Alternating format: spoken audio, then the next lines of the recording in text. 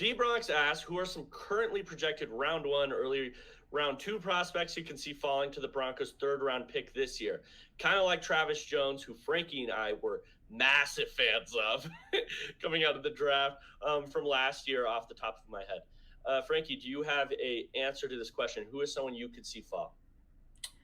So one name that I've kind of been keeping my eye on is I'm curious to see how JL Skinner ends up kind of reacting. So was one of my favorite safety prospects. You heard us talk about him on our safety episode. He's a really talented prospect. He's like 6'3", 215, who's like kind of plays that Cam Chancellor type role. And he's the guy who ended up tearing his pectoral in the pre-draft process.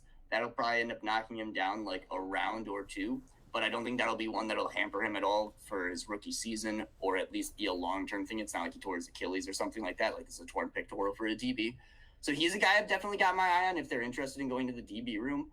The corner position is something to be very interested to look at, because I'd say right now there's like 5 or 6 guys that I think could end up being first-round picks, and there's genuinely, like, it's just a very, very, very deep class in general. So I wouldn't be shocked if we see someone like, Cam Smith, or maybe we see, like, I don't think Joey Porter will, but like one of those guys kind of make their way into like the 40s or 50s picks, just because there are so many good corners. And I'm interested to see how many teams really make that push for them, because when you talk about, you've got guys like Devon Witherspoon, you got Christian Gonzalez, you got like guys like Keely Ringo, you've got both the South Carolina corners. You've got a lot of guys, I think, that are going to end up pushing some other guys down the board. And then I'd say also like the edge class. A guy like Keon White is a guy I think hasn't been getting enough love, and he's like just an athletic freak. Primo Ooze makes a great comment. Julius Brents is another great example of a corner that can end up sliding. So I think those positions will be interesting to keep an eye on. Yeah, I totally agree with you on those ones. I'm going to take kind of an opposite stance. I'm going to take a position I think is weaker at the top, and why. So I'll lay it out for you real quick.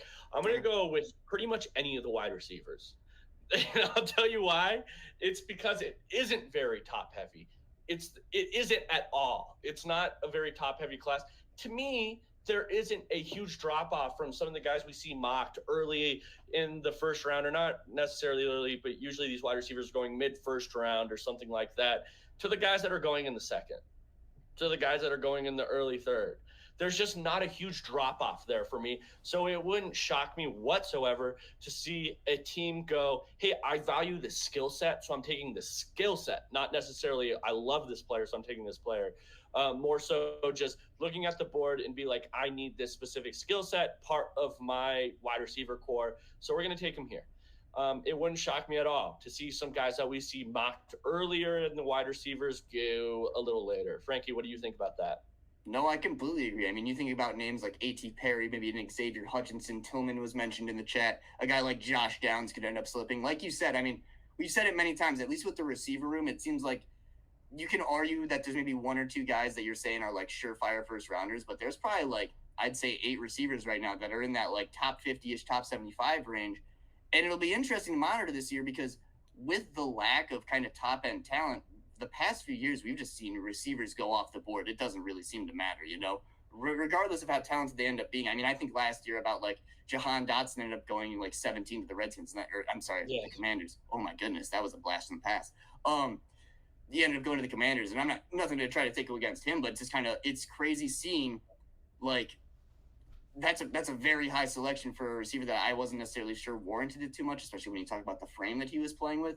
So I'm curious if it'll be a situation of if teams kind of back off a little bit and say, hey, this receiver class maybe is a little bit weaker. We've over kind of loaded the value of this position, both with receiver contracts the past couple of years. The past few years, we've been drafting them out the yin yang.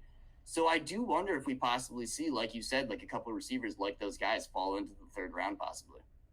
Yeah, I mean, you're totally right. I think it's going to be one of those years, Frankie, where guys that are marked a little later maybe go earlier. It's going to just be shocking for the wide receiver core. Paul said Cedric Tillman. I would be so excited. Tillman's to anyone that's listening. I guess I love Tillman. I absolutely love him. Primo Ooze, he comes in. He says, is DJ Turner a first or second in your opinion? Frankie, do you have as far as like a pick, I say he might end up honestly dropping down to like the day 3. He's another perfect example of like, dude, this corner class is just so good that he's one of those guys that might kind of fall by the wayside because these other guys just have so many more traits. You could say like DJ Turner is an incredible athlete coming out of Michigan, but like when you talk about some of the size these other guys bring to the table, when you talk about some of the competition they've gotten to face a little bit more, I think that we'll probably see DJ Turner end up being like the 7th to maybe 10th corner off the board. And Yeah. like that could end up being, however far down. That could end up being in the 50s or 60s. Yep. Cam chimes into the wide receiver conversation. He says, not to mention if Denver is hell bent on moving court, Judy, Denver could draft one in that 67 to 68 range. It wouldn't shock me. It wouldn't shock me. I think that Callaway move was a little bit of them being like, hey, if we have to move someone, we're still okay. We have a player we like at the wide receiver position to come in and, serve a role. Colton Cooper comes in. He says A.T. Perry moves so well for his size. Like him a lot. And hearing him break down corners, you can just tell he's a smart player.